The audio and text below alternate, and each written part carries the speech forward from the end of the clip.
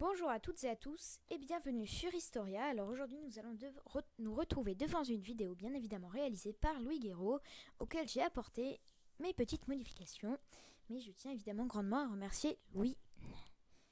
Donc aujourd'hui nous allons parler toujours dans notre thème de l'Antiquité de la Grèce antique. Donc après les Romains nous allons travailler sur la Grèce antique parce que c'est un sujet très intéressant.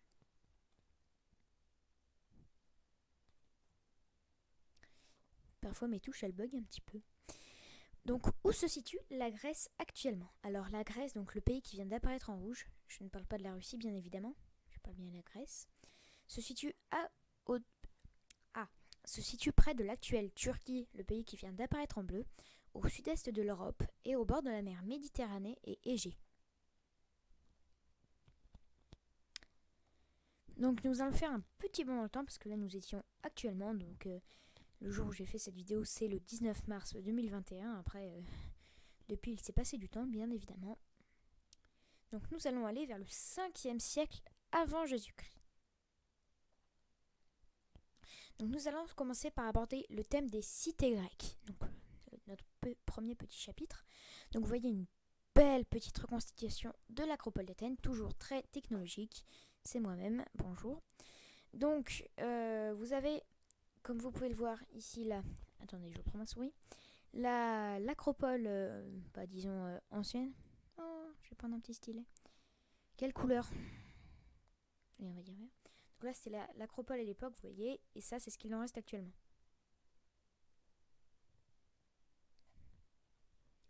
Donc nous allons faire une comparaison entre les Spartiates et les Athéniens. Les Spartiates sont à gauche, donc on va commencer par les Athéniens. Donc Athènes, c'était la ville la plus peuplée, mais aussi la plus riche, entre autres grâce à la Ligue de Délos. Ne vous en faites pas, si vous ne savez pas ce que c'est, on reviendra à ça tout de suite. Alors ça, c'est mon écran qui va bugger, donc je vais vous prier de m'excuser de peu. Voilà, c'est bon, j'ai arrêté de faire bugger mon écran parce que parfois il s'éteint. Donc, entre autres, grâce à la Ligue de Délos, qu'elle était très riche, ne vous inquiétez pas. Si vous ne connaissez pas ce que c'est que la Ligue de Délos, ne vous en faites pas, on verra ça plus tard. Pas de problème. Donc, le gouvernement, c'était la démocratie. Attention, n'allez pas vous imaginer que, à l'époque, eh bien, on se la coulait douce avec la démocratie, parce que Athènes était la seule ville possédant ce type de gouvernement. Donc l'enfant athénien était éduqué comme un citoyen, donc on va voir ça dans le chapitre Athènes, c'est-à-dire dans une sorte d'école, j'irais même jusqu'à dire un peu comme aujourd'hui, parce que, vous voyez, il a une belle toge, un peu comme les Romains. Tout de suite, on va passer aux Spartiates. Alors vous verrez, les Spartiates, c'est un peu moins cool. Donc les Spartiates, contrairement aux Athéniens, l'enfant Spartiate était éduqué comme un guerrier dès l'âge de 7 ans. Ça me fait déjà moins envie. Car les Spartiates étaient des guerriers. La femme spartiate pratiquait du sport pour mettre au monde un enfant en forme, sinon ce dernier était jeté dans le ravin. Pas cool à Sparte, hein. Donc en clair, si la femme ne fait pas de sport, tant pis pour l'enfant. Donc, entre ces jolis petits je ne sais pas quoi et ça, franchement, moi je préfère ce petit bonhomme à la tête rigolote, hein. C'est clair. Alors l'armée spartiate, comme vous pouvez le voir avec ce drôle de petit bonhomme derrière. Donc l'armée spartiate, c'était l'armée la plus forte de Grèce, car contrairement à Athènes, par exemple, comme on l'a vu dans la diapositive juste avant, les soldats étaient entraînés à combattre. Dans la ville de Sparte, le royaume était dirigé par 2 rois. Le premier roi, en fait, il gérait les finances, c'est ce que je pourrais dire éventuellement aujourd'hui, qui est le président de la République, et l'autre, il dirigeait l'armée. Donc celui qui dirigeait l'armée, c'était le plus grand chef de guerre de Grèce. Donc, je reprends ce que j'ai commencé tout à l'heure. C'est comme si le gars qui gérait les finances, c'était le président de la... Non, c'est pas le président de la République, parce que vu qu'il y en a 2, c'était le ministre des Finances. Et celui qui dirigeait l'armée, le chef le plus fort de l'armée, c'était celui qui dirigeait l'armée.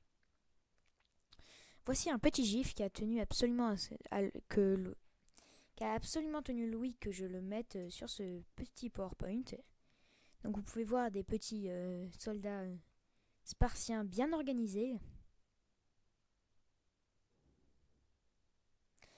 Mais le désavantage, c'est que comme tous les gifs, ça finit par tourner en rond, alors on va être obligé de passer à la diapositive suivante. Ah, c'est pas possible ça. Voilà. Donc, il y a le petit bonhomme qui dit coucou, c'est nous les Perses. Et ben les Grecs, où ça un Grec? Eh bien il y a un petit bonhomme qui arrive et ça doit être un Athénien parce qu'il dit coucou, c'est nous les Athéniens. Il y en a là-dedans. Hein. Eh bien les Athéniens ont gagné, c'est beau la vie. Nous revoici. Ah mais donc, ils remettent ça là. Remords, ils sont vraiment nuls, dis donc, ces Grecs. Coucou, c'est renou les Athéniens et re-victoire. Eh ben dis donc. Cela ne peut plus durer. Athènes ne peut pas faire tout faire toute seule. Nous allons créer la Ligue de Délos. Et bien aujourd'hui avec moi, bien évidemment, vous allez voir la Ligue de Délos en images. On s'amuse bien avec moi, n'est-ce pas? Alors, chaque cité grecque devra donner de l'argent pour la Ligue de Délos. Cet argent permettra d'acheter matériel et bateaux pour les prochaines guerres. Ce sera Athènes, vu qu'elle fait preuve de beaucoup de courage et qu'elle a bien zigouillé tous ces barbares, qui gardera l'argent et achètera le matériel. Mais ça ne se finit pas là, sinon ce serait trop beau. Athènes, elle détourne une partie de l'argent pour embellir la ville. Donc cette machinerie est découverte et déclenchera la guerre du Péloponnèse. C'est beau la vie quand même. Ils sont forts quand même. Alors, toujours dans ce petit chapitre sur les villes athéniennes, nous allons maintenant nous intéresser à la belle cité d'Athènes. Alors, nous allons commencer par la répartition des habitants. Alors c'est très compliqué. Parce qu'il y a les métèques, les esclaves, les femmes, enfants de citoyens et les citoyens. Ceux qui ne savent pas ce que c'est que les métèques, les esclaves, les femmes et enfants de citoyens, les citoyens, on verra ça juste après, ne vous inquiétez pas. Alors les métèques, ils étaient environ, disons, 70 000. J'ai pas le truc sous les yeux, ça doit être 70, 75 000. Voilà. Les esclaves, eh bien, il y en avait pile poil 140 000. Les femmes et enfants de citoyens étaient 150 000. Et les citoyens étaient 40 000. Vous n'avez rien compris à la diapositive d'avant? Eh bien, c'est cool, parce qu'on va voir ça tout de suite. Alors, un métèque, c'est une personne non athénienne d'origine, mais qui vit à Athènes. Donc, c'est comme si vous, admettons que vous vivez à Paris, c'est comme si vous seriez un métèque si votre père, enfin, si vous n'étiez pas né à Paris. Vous vivriez à Paris, mais vous ne seriez pas né à Paris. Alors, un esclave, c'est une personne non libre et qui n'a aucun droit. Alors, les citoyens, nous allons voir ça juste après. Les femmes et enfants de citoyens, c'est les femmes et enfants de citoyens. Il n'y a pas de définition. Donc, pour être un citoyen, il faut être né libre. Donc, si vous êtes un fils d'esclave, c'est mort. Il faut être né à Athènes. Sinon, encore, c'est mort.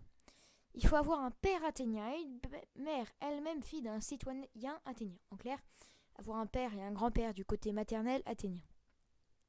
Il faut avoir fait son service militaire, qui s'appelait l'éphébier. Il faut aussi être inscrit sur la liste du DEM, c'est l'équivalent de la liste électorale du quartier. Alors, le fonctionnement de la démocratie à Athènes. Donc, il y a 40 000 citoyens qui tirent au sort 500 bouleutes, qui tirent au sort aussi 600 personnes je sais plus comment on dit, je crois que c'est des ailiers ou je sais pas quoi. Bon. Et ils vont élire 10 stratèges. Est-ce que vous n'avez rien compris à cette diapositive? Encore une fois, eh bien c'est parfait parce que oh magie des définitions. Waouh, c'est beau. Alors l'ailier, c'est 6000 juges qui sont chargés de rendre la justice pendant un an. La boulée, c'est 500 bouleutes qui préparent les lois pendant un an. Et les stratèges, ce sont 10 stratèges qui dirigent l'armée et le gouvernement. En clair, c'est l'équivalent... c'est comme s'il y avait 10 présidents de la République, ou alors ça peut être des ministres qui dirigent l'armée et le gouvernement. Alors, les marins grecs. Donc les Grecs, c'était des grands explorateurs qui rêvaient tous de richesse et de gloire. Donc leur bateau se nommait Trière, tri comme 3 car il y avait 3 rangées de rameurs, comme nous le montre cet astucieux dessin. Une rangée, deuxième rangée, troisième rangée. Donc il y avait dessus rameurs et hoplites. Les hoplites, ce sont des soldats grecs lourdement armés. Athènes possédait la plus grande flotte de navires en Grèce. Donc Donc ça, vous voyez, c'est un joli petit hoplite. Alors les Jeux Olympiques, alors ne vous en faites pas, vous voyez, résumer toute l'histoire des Jeux Olympiques là-dedans, c'est pas facile. C'est pour ça que nous allons faire une vidéo spéciale sur les Jeux Olympiques. Elle va bientôt paraître normalement, alors n'hésitez pas à vous rendre sur notre page de chaîne si elle n'y est pas encore. Ne vous inquiétez pas, ça ne va pas tarder. Donc les Jeux Olympiques furent créés d'après la légende par Héraclès. Le premier qui me dit que c'est Hercule, attention, parce que ce n'est pas Hercule, car Hercule c'est Héraclès, mais chez les Romains, nous sommes chez les Grecs. Mais par contre, si vous voulez connaître l'histoire des Romains, c'est sur Historia qu'il faut venir y rendre, parce qu'il y a justement une petite vidéo sympathique dessus. Donc Héraclès, je vais dire Hercule, avait fait 12 travaux. Vous connaissez sûrement les 12 travaux d'Hercule, c'est les 12 travaux d'Héraclès. Les Jeux devaient réunir les Grecs dans une série d'épreuves. Alors, il faut savoir que les Grecs, ils croyaient tous au même Dieu.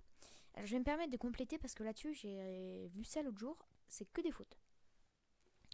Donc les Grecs, ils étaient polythéistes. Ça signifie qu'ils croyaient en plusieurs dieux. Pour eux, certains dieux habitaient sur le mont Olympe, c'était les 12 Olympiens. Les autres dieux, c'était des dieux mineurs. Donc c'est des dieux qui ne sont pas aussi, aussi connus et aussi puissants que les autres dieux. Donc les 12 Olympiens, c'était Zeus, c'est le dieu des dieux et le dieu du ciel et de la foudre. Héra, donc je ne l'ai pas rajouté, mais ça c'est très important, c'est la femme de Zeus. Donc Héra, c'est la déesse du mariage et de la fécondité. Déméter, c'est la déesse des moissons. Poséidon, le dieu de la mer. Hadès, c'est le dieu des enfers. Arès, le dieu de la guerre. Aphrodite, c'est la déesse de la beauté féminine et de l'amour. Héphaïstos, c'est le dieu du feu. Apollon, c'est le dieu du soleil et de la beauté masculine, et aussi de la poésie et de la musique. Artémis, c'est la déesse de la chasse et de la lune. Dionysos, c'est le dieu du vin. Et Athéna, c'est la déesse de la sagesse et de la guerre par la sagesse et tout ce qui est dans ce genre-là. Donc ça, c'était les 12 Olympiens. Donc, nous allons clore ce petit chapitre et nous allons passer sur l'architecture grecque, parce que l'architecture grecque était très diversifiée, avec par exemple des monuments ioniens, corinthiens, etc. Donc ça, c'est le Parthénon que vous connaissez sûrement. Donc le Parthénon, c'était un temple construit à Athènes en l'honneur d'Athéna. Mais vous êtes trop fort, vous! L'argent pour le construire a été détourné de la Ligue de Délos, alliance entre les Grecs. Toutes les cités grecques se donnaient de l'argent pour acheter du matériel. On connaît la routine. Donc les ordres d'architecture. Alors, non.